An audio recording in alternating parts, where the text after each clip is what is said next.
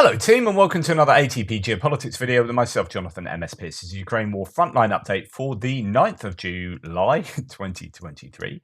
Let's get straight to our front line. Well, I say let's get straight to it. Actually, I want to share with you Suriyak maps if we go to my maps just to explain what the lines mean before I go into Suriyak maps, who are they? Suriyak maps are a pro-Russian mapper. They give the red lines on my map, which are Russian defensive lines right up and down the whole front line, and the blue line is representative of Andrew Perpetua, pro-Ukrainian mapper, but really objective mapper.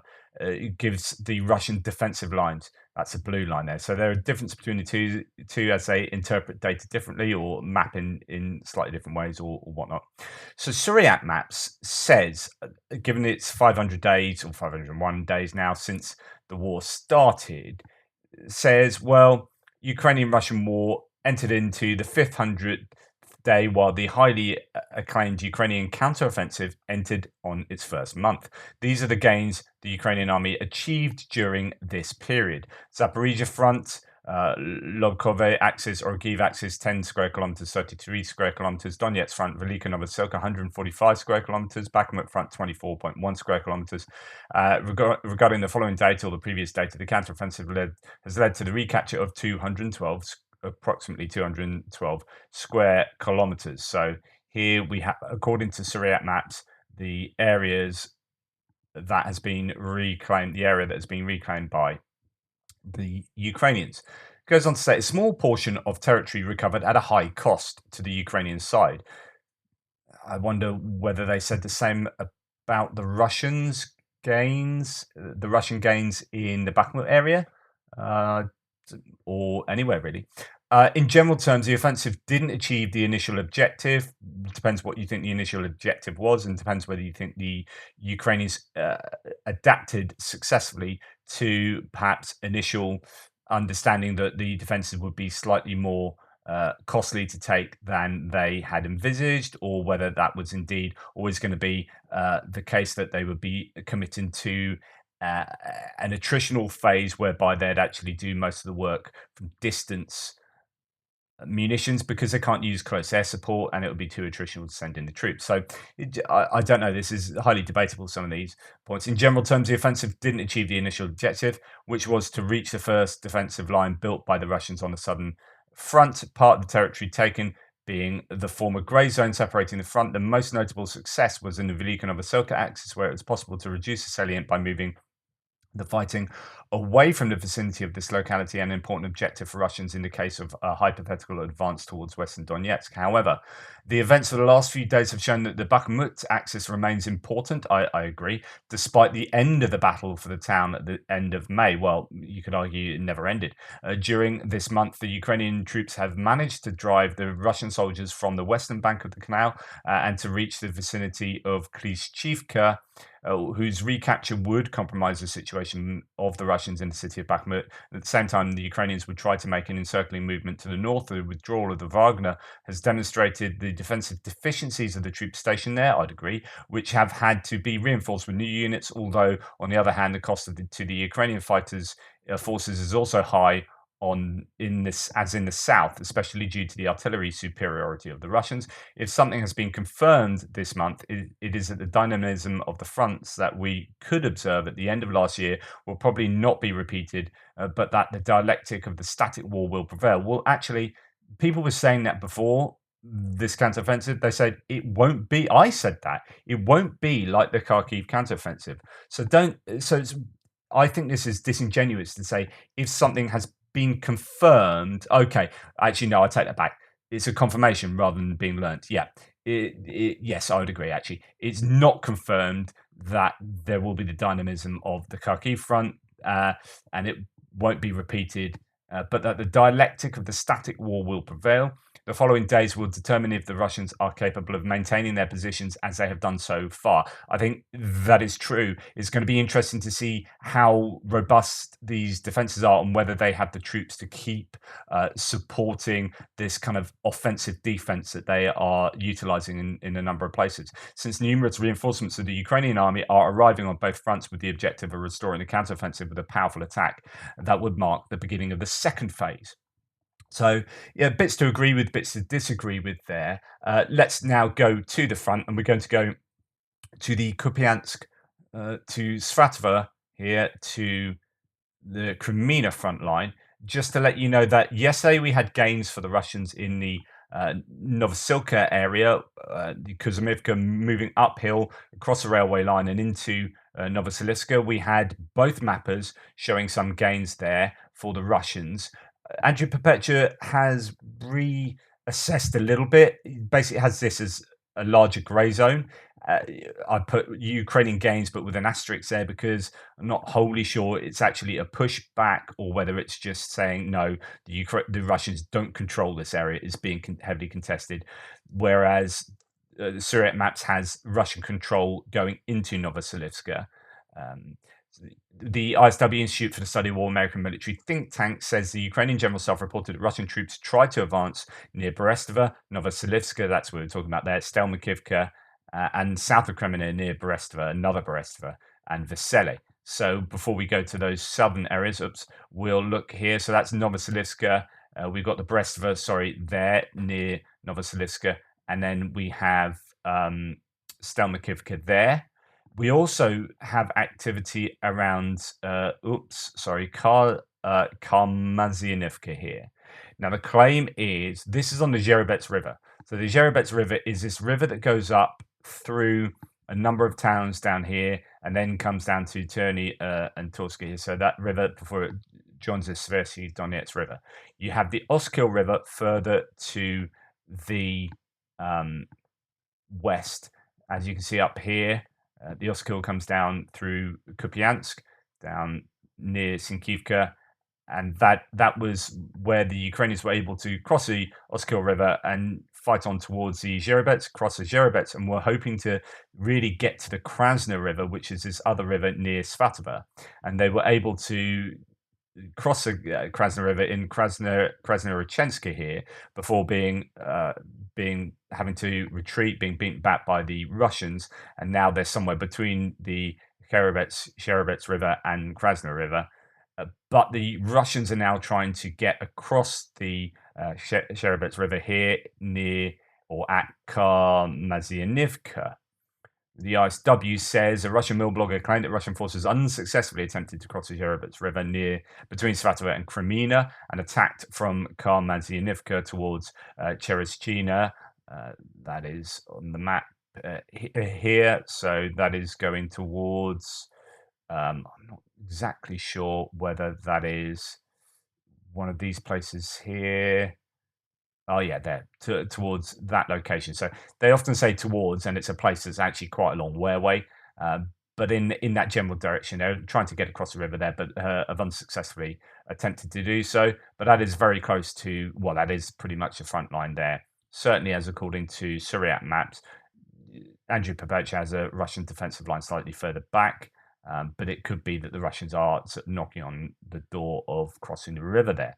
Right, we'll come down to Kreminna. Not too much claim concerning the Serebyansky forest today, actually. No real claims there. The Ukrainians are attacking around Torska area here. So they are trying to push this salient back. That's the Ukrainians attacking there. And then we come on down past Bilohorivka to Berestova and Vesely. So there's another Berestova down here. Where are you? You're somewhere in this area. And then we have activity around Vesely. Well, yeah, this is the Brest, it's on the Russian side. There have been, footage coming out. For example, there was Russian artillery being blown up somewhere between Spirina and the Mayanka there. Nothing unusual, but just footage coming out of usual activity there. Now, this northern area, there seems to be some gains, as according to Andrew Perpetua, some fairly considerable gains. It depends what you mean by considerable. A number of fields, although in one day's work, considering these are every tree line is heavily contested. There are trench lines everywhere, and obviously minefields and whatnot. That can be fairly significant. So, yeah, some territory gained by the Ukrainians, as according to Andrew Perpetua. As we come down to look at what's going on in Bakhmut, the Russian claims that well, both claiming that there's activity all over the place. If you see war map here, we have the Luhansk line that we've just seen. So I meant to show that. And indeed, I'm going to talk to you through the whole of the north down to Bakhmut, as according to what Rebar, the pro-Russian source, says. But you can see there's some activity in the middle there, like I was talking about, as according to War Mapper as well, before we get down to look at Bakhmut. As you can see there, the Ukraine is particularly having gains to the south, but I'd say to the north here as well. So just to give you a summary of the pro-Russian source, Rebar highlights, okay, in the Starobilsk direction, the enemy made a number of attempts to attack Russian positions. It doesn't talk about the Russians attacking, and indeed, where it says Kherson, it's the Ukrainians attacking that. So in the Svatova area, the Ukrainians' attacks were repulsed near Kherson, Makivka, and Balkazuravka. That is a number of places. Sorry, I am flipping backwards and forwards, so I did mean to go through the claims by Rebar here. So that's in the Chervono-Popivka area, claiming that the Ukrainians are attacking there. So slightly different kind of narrative to what we see from elsewhere. To the south, the Ukrainians attempted to counterattack in the area of Torska salient. That's what I'm talking about, and the Serebranska forest, but doesn't really mention any details. Nevertheless, Russian units hold their defensive section on of the front. North of Bakhmut, the Air View Command also took a tactical pause. Now, this is what I wanted to come to, because actually this is not what we see certainly from the mapping of Andrew Perpetua. There is no pause here because there appears to be some gains by the Ukrainians, and also, and I'll show you something else in a second. But Rebar says that Ukrainians took a tactical pause to redeploy reinforcements to the combat zone. Russian troops are strengthening their defenses in previously liberated territories, preparing to repel new attacks by the Ukrainians. That's in the north. Okay, before we go to the south, let's look at what Null Report says here. So the FU is advancing towards Yakovlivka. The 3rd Mechanized Battalion and the 54th Brigade, coming from Rozdalivka, north of Solidar, departed eastward towards Yakovlivka while coming under artillery and mortar fire near the Sukhoplotna Lake. The 1st Infantry was dropped off while tanks and armoured carriers moved further just north and northwest of Yakovlivka. Most of the Ukrainian infantry entered the trenches. So this could well be the reinforcements that Rebar is talking about, but I wouldn't call that an operational pause by any means. Remarkable how the Ukrainian column can quite easily bridge 3 to 3.5 kilometers in a grey zone without encountering direct lines of defense. So he's then visualized it on a map here. So this is going from Rozdalivka towards Yakovlivka. And if we have that up here, that's Rozdalivka down towards Yakovlivka here, which is over there. So there's movement of troops from here to there. This seems to coincide with Ukrainian gains, as according to Andrew Perpetua. So I don't think that Rebar is accurate to say this is an operational pause, though you're always going to get reinforcements moving around, and that doesn't mean that it's a pause. So that is what's taking place to the north, as in quite a bit of activity. There also, Russian Millblogger claims that Ukrainian forces are continuing to operate on the western outskirts of the city. So this is to claim that on the western outskirts here of the city, the Ukrainians are still operational. But I'm going to take you to this area here of Bakhmut, and this is where Andrew Perpetua is saying that there are quite significant gains. So Andrew Perpetua's map was in line with Suriyak maps to some degree, that the Ukrainians were still limited to operating outside of Bakhmut. And just to let you know that we have deep state map here of the yellow lines just added in the Bakhmut and Adiivka area. So that's a pro-Ukrainian mapper, but they have a 48-hour plus delay on their mapping due to operational security. Right. So the Ukrainians are making gains in the Bakhmut area, and there is fierce fighting in Bakhmut, and he has moved the Russian lines, Perpetua has moved the Russian lines back to in the middle of Bakhmut. That's really quite significant. Right, let's go and have a look at what Andrew Perpetua says about this. Russians posted a video of fighting in Bakhmut, so we know they are now fighting in there. The Russians have posted a video themselves. It depicts shelling, dead Ukrainians, and Ukrainians who surrendered and were captured. Also shows at least a portion of the town is heavily contested. So it shows the shelling there taking place in Bakhmut. You see Russians moving up to attack a house and Ukrainians surrendering. So Ukrainians are surrendering in a house in Bakhmut, and that is that means that the Ukrainians are in there, and that is at least grey zone. So Andrew Perpetua's changed that Bakhmut area to grey zone. Again, it happened in the southern part of Bakhmut. Every significant assault comes with casualties, and every defense works until it doesn't. Links to video there. So that is to suggest that fighting is definitely here. The Ukrainians have made gains. Yes, they will have soldiers that are being lost, soldiers that are being captured. That's part of it's part of warfare. The Russians are losing a large number of POWs or large number of troops to being captured in the Bakhmut area. I've seen vast amounts of footage suggesting that. Okay, so finally, some gains for the Ukrainians that are kind of confirmed inside Bakhmut, and there are talks about Yahidny being on the in the, I guess, the sights of the Ukrainians as well. That they were, some people on my threads, yes, they were making some claims about Yahidne being pressured by the Ukrainians. One would assume that would be from the west here. And that would be really significant, a move to cut off this main supply route into Bakhmut from the north, as well as helping to encircle the Russian troops in the Dubovo-Vasilivka area. But these things are slow, right? It's just not going to be quick. Russians are putting up a lot of defense. They have taken a lot of reinforcements and put them into the Bakhmut area.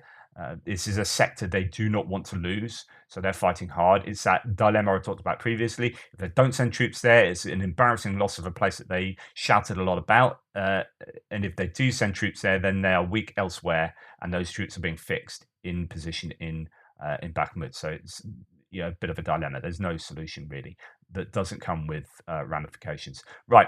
Then there's a lot of talk again about Klishchivka. If we go to look at the claims concerning Klishchivka, Ukrainian continues its attack in the areas to the south of Bakhmut on the heights next to Klishchivka. There is a fortified position which seems to hold back the Ukrainian offensive for days. The obstacle is now likely defeated, and Ukraine should be soon in the village itself. Satellite images show that fighting in the area has been heavy, and reports of intense artillery fire are true.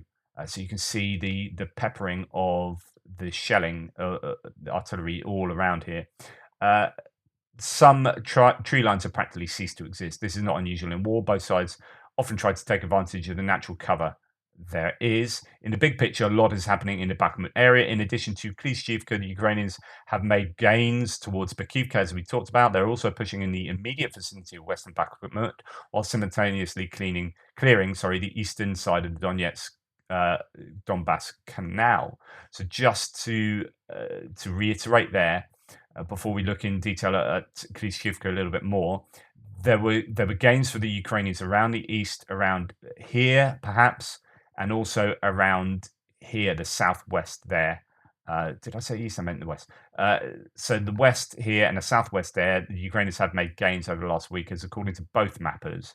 So they are basically pressuring everywhere, but they probably don't want to engage in the city of Bakhmut itself. Fighting through the streets will be too expensive, so they want to hem the Russians in, probably stop where they are pretty much now, and then enable their artillery to hammer. Hannah Malia, the deputy defense minister, yesterday said the Russians are effectively trapped in Bakhmut. They're getting hammered by mortars and artillery. There's no really easy way in and out without being hammered. So that's an interesting development there. Now, if we come to look some more at this Klishchivka and Kurdyivka area, after heavy losses in Klishchivka, south of Bakhmut, a Russian elite airborne brigade notorious for atrocities in Bucha was forced to make a chaotic retreat under fire, suffering more casualties, and some survivors were detained for refusing orders to immediately return to combat. Russian open source site CIT says, citing Russian reports.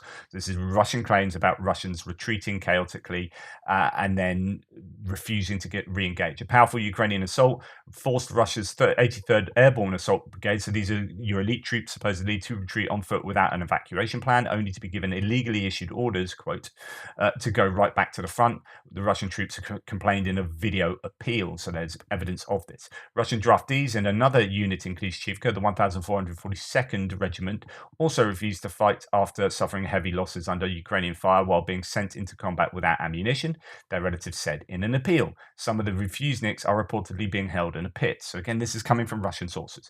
The Russian airborne troops said they were fraudulently, quote, sent to Klishchivka, where they spent 15 days under mortar fire without Russian artillery or close air support. All communications which have been shut down by Ukrainian electronic warfare. So these are all really interesting nuggets here. Meanwhile, Ukrainian drones reportedly zipped around freely overhead, unhindered by Russian electronic warfare. After refusing to fight, they said they were threatened with being forced to join a Storm Z unit of ex-convicts notorious for being deployed in Russia's virtually suicidal so-called meat assaults. So things are not looking good around the Klishchivka area. Indeed, Suriyak Maps does admit that there are advances for the Ukrainians just to the southwest of Klishchivka, where they retook some of the lost positions following new counterattacks uh, uh, around the Western Trench system. Now, although Suriyak Maps doesn't have the Ukrainians in the trench area, so you can see this large area that they had regained by the Russians yesterday. I don't know how accurate that is. It seems that most sources are saying the Ukrainians control this area, and arguably this trench area just here, which is important. That's to the north of Klishchivka, northwest. But there's this difference between the mappers in that area. There was some claims that the Russians were throwing out some heavy aviation support for their troops and an attack on the Ukrainians in this area. So it could be that the movement of the map might have been in line with heavy bombing from maybe FAB 500s. I'm not sure. But then subsequently today, Suriyak map shows gains by the Ukrainians just to the southwest of Klishchivka. So that is happening there. Now, importantly as well, there are gains. Andrew Perpetua shows gains across the canal into Kurdyivka. There's fighting in Kurdyivka, and in fact, the Russian lines have been pushed back just to the northwest, across to the east of the canal. And that is really, really significant in my opinion. So I was talking yesterday about how there were gains just here, east of the canal, and that the Ukrainians will be wanting to come down the canal to help join up with their attack across a canal where the canal turns into a tunnel there. So there is easy to traverse here, but it's a pinch point and they can easily be targeted by the Russians in that area. Well, it looks like they've successfully negotiated themselves across there to take some land across the canal, and fighting is now taking place in Kurdyivka, whilst I imagine there's also pressure from the north coming down along the canal there. You wouldn't really want to be the Russians here thinking, well, we're being flanked now from two sides, so you can imagine them pulling back. But we'll see today whether that takes place. And there was talk about mechanized attack on Ozerivka yesterday by the Ukrainians as well. So and indeed activity around Myorsk, which is down to the south here, this railway junction there. So it looks like there's just a lot of activity to the south that talks to this overall push that will end, I assume, in some kind of operational encirclement of Bakhmut. So if you're seeing gains up here, you've got the Ukrainians putting the Russians under a lot of pressure here. You can imagine that, let's draw some squiggly lines. You can imagine that the Ukrainians are going to be coming down here whilst pressuring through Bakhmut as well. Bakhmut here. Across the main supply routes, as well as possibly across there. They're coming down the highway, aren't they, here? So they're really pressuring everywhere because they're hemming the Russians in on the western outskirts of Bakhmut, whilst all down the south they're attacking, and you'd imagine they'd want to be doing this. And it seems like it's coming together. That you will have days where the Russians will counterattack and there'll be a bit of to and fro. Perhaps that was a yesterday day, but it does look like the Ukrainians are potentially turning the screw, albeit slowly. Just to return to what Rebar has to say of Bakhmut, in the south to the south, fierce fighting continues for tactical heights and strongholds near Klishchivka. Russian forces launched a series of counterattacks to improve positions around the settlement. So yeah, not too groundbreaking there. Near Holivka, the Ukrainians attempted to attack Russian positions near Myolska station, so that is showing you that they are going further to the south of Bakhmut as well, and that Ukrainians were unsuccessful and retreated after losing several armored vehicles. That is the Russian claim there. It could well be true, but it shows that they are certainly attacking in that area. Right, if we come out of Bakhmut now and go to Avdiivka, where there isn't too much to report really. The ISW says that there is limited ground attacks in all the normal places. So Pervomaisky, Nevelsky, Marinka, Novomerkalivka, even further down south. Prominent Russian mill blogger and former Russian officer Igor Gherkin characterized the Russian attacks near Avdiivka as meat grinder assaults. I reported that yesterday. Chechen head Ramzan Kadyrov published footage on July the 7th that claimed that Russian Chechen forces, possibly Akhmat Spetsnaz units, would use loitering munitions to strike Ukrainian underground fortifications near Marinka. So really, and I'm going to just talk you through that. So we're going to come down past Adiivka to past Nevelska, where there's activity. I'm going to show you some gains, some small gains. Andrew Perpetua talked about this on his live stream, so this is probably from a couple of days ago. He was saying this is a shame because this is one of the areas where the Ukrainians have regained territory that goes over. So you see the purple lines. The purple lines on my map are 2014 lines that have been in place since 2014, right? Since the whole conflict started back then with the annexation. So the Ukrainians have actually gained past 2014 lines in a couple of areas, and here's one of them. And the Russians have pushed them back just a little bit. I think the Ukrainians were just kind of here, and then there's whatever that area is there, some kind of quarry. By the looks of it, the Russians have pushed the Ukrainians back a little bit. So he's saying that's a shame. But anyway, that has happened there. And then we go to Marinka. Now, this footage shown by Ramzan Kadyrov is the footage is too big to show on Kadyrov on Telegram, browser-based Telegram. But I've looked at it on Telegram. It's not particularly interesting because actually it's over the shoulder of some guy operating a drone. You can't really see anything, and then it's just those guys being interviewed. And they say the main problem for our units in Marinka is kilometers of underground fortifications. So I think that's interesting to note that there are a lot of basements and underground places where the Ukrainians can hide. The whole of Marinka is basically rubble now, and that makes it very difficult for either side to make huge gains very easily. They serve both as a shelter from artillery and assault detachments and as the main place of movement of enemy troops. So obviously there's enough underground that they can move between places. So there must be tunnels of some sorts rather than just basements. And as the main place of movement of enemy groups, however, kamikaze drones balance the odds. The UAV operator strikes at the enemy's alleged shelter. After that, the hole, which once served as a reliable shield for the Ukronat detachment, turns into a pile of debris, forcing the enemy to leave its hiding place. None of this you actually see from the footage, though. Then our stormtroopers come into play. I think this is all just generally what the theory is behind it, but there's actually no evidence that they're doing that particularly successfully, although they could well be as well. I'm not saying it's not true, but I'm also saying, take it with a pinch of salt. These are not all the advantages of this technology. The kamikaze UAV has a wide range of capabilities and a large radius of destruction. They can strike not only at shelters but also equipment, accumulation of manpower, as well as conduct reconnaissance of the area. In other words, the unmanned bird saves a lot of time and effort for our units. Yes, true in principle, but actually it would be nice to see the evidence rather than some guy just talking about that on camera, which is what that footage is. Right, now we're going to go down to the Donetsk area. So southern Donetsk, we come on my map, we pass Novomerkalivka where there's activity, although I think that's probably around here between Pobieda and Novomerkalivka.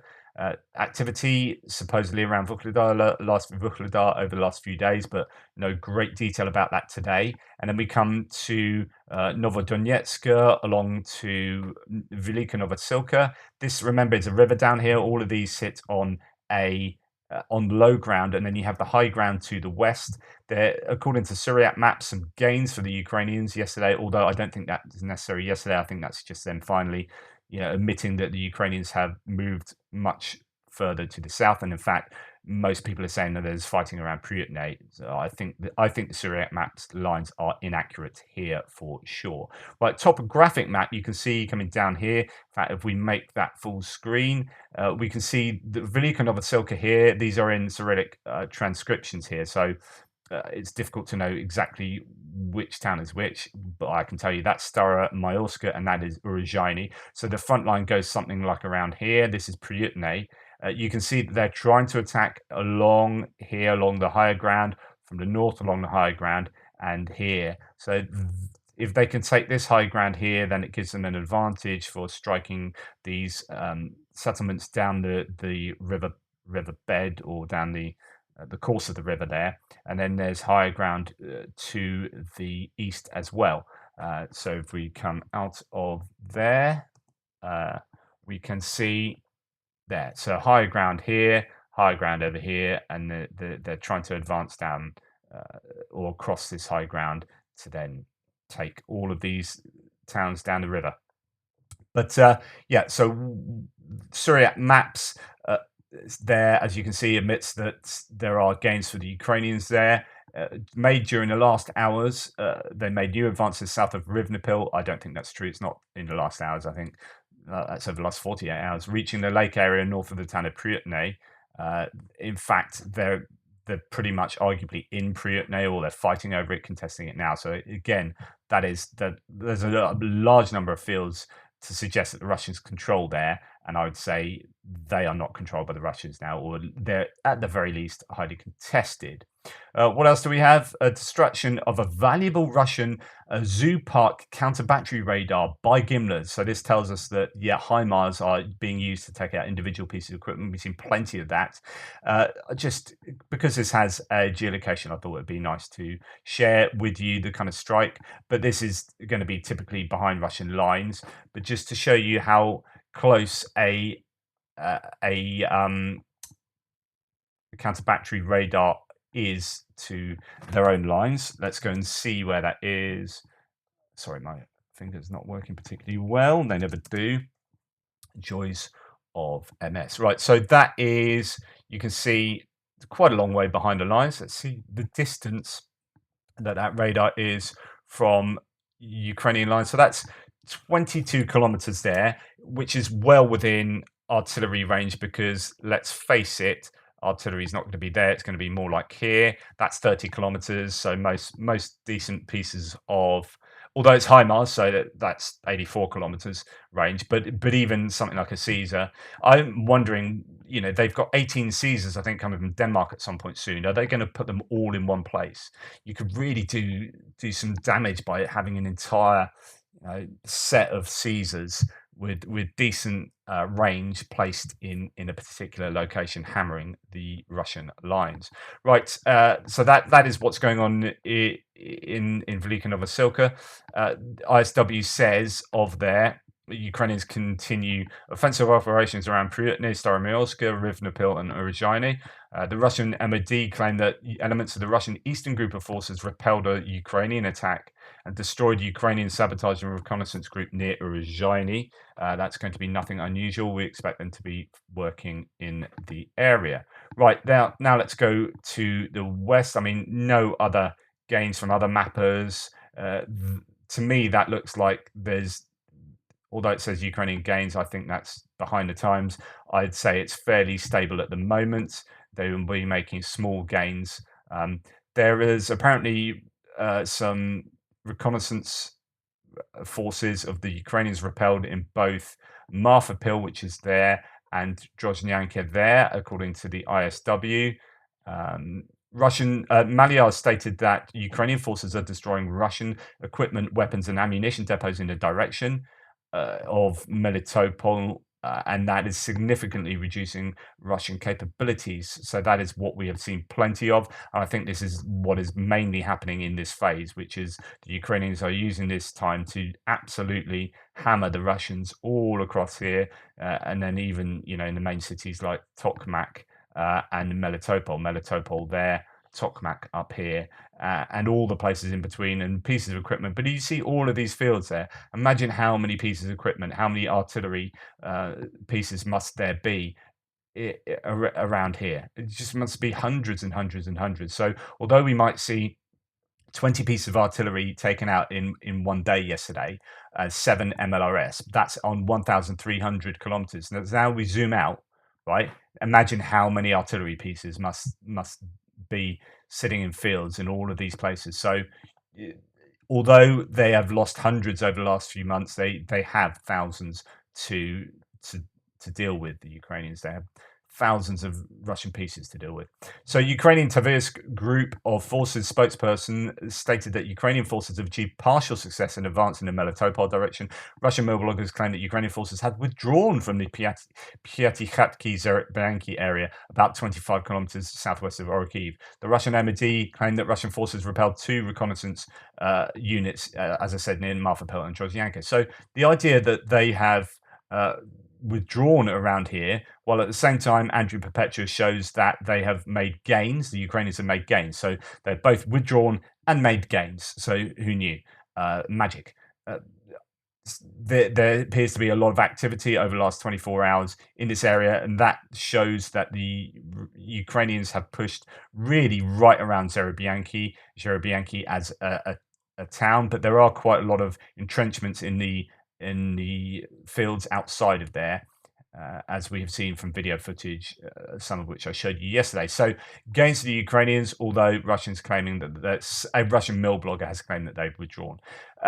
When we come on to look at this Zaporizhia front as a whole, some of the claims, according to Rebar, pro-Russian sources, say the Ukrainians continue to send troops to storm the Russian defenses in the villages of Zerebianki and Robotna. However, even at the cost of significant losses, the Ukrainians failed to expand its zone of control in the area of these settlements, although Andrew Perpetua would disagree with that a little bit.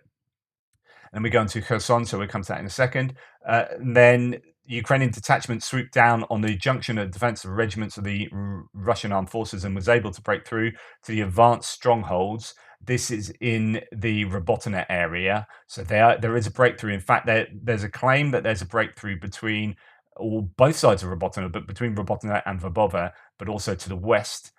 So here, Russian sources claim that the armed forces broke through the Russian defenses between the settlements of Robotina and Verbova. This area is held by the 71st Motorized Rifle Regiment. The depth of the breakthrough is currently difficult to estimate. I was not able to verify the information. The last information I had was an attempt by Ukrainians to bypass Robotina from the east and west. So there is Robotina here, the east and west, both sides. But it could be that the Ukrainians have broken through between Robotina and Verbova, and that would be significant because that also entails breaking through the trench lines, the deep trench lines. So that if that's happened, that would be significant. So expect there to be possibly some news about this area in the next 24 hours. Then we come down to Antonitsky Bridge. Not a huge amount of news here, really much of the same. Rebar says in the Kherson direction, enemy sabotage and reconnaissance groups landed near the village of Krinky and near the Antonivsky Bridge. Russian units are attempting to destroy the Ukrainian landing force there, which is interesting because previously they had said the Russian MOD, they confirmed that, the Russians had cleared out the Ukrainians from there. So obviously not. Explosions, and just the latest isn't to do with Antonivsky Bridge, but this has just come out. There are explosions reported in Kerch and Rostov. So the Kerch Bridge is here, and Rostov is this area. You've got Krasnodar Krai, you've got Rostov on Don, which is, I'm sure, up there. So that's the Oblast to the east of Donetsk, and Kerch down here, Krasnodar Oblast coming on to Crimea. The Kerch Bridge may have been here. I don't know. I know that they stopped traffic both ways on the Kerch Bridge, and there are sounds of explosions around this area, but it could well be. There's a lot of oil refineries and stuff around there as well. So claims that a cruise missile has been shot down over Crimea too. So that's the latest coming out there. Anyway, that's the front line. Please like, subscribe, and share. Thank you so much for your support. Hopefully that was informative for you. Take care. Speak to you soon.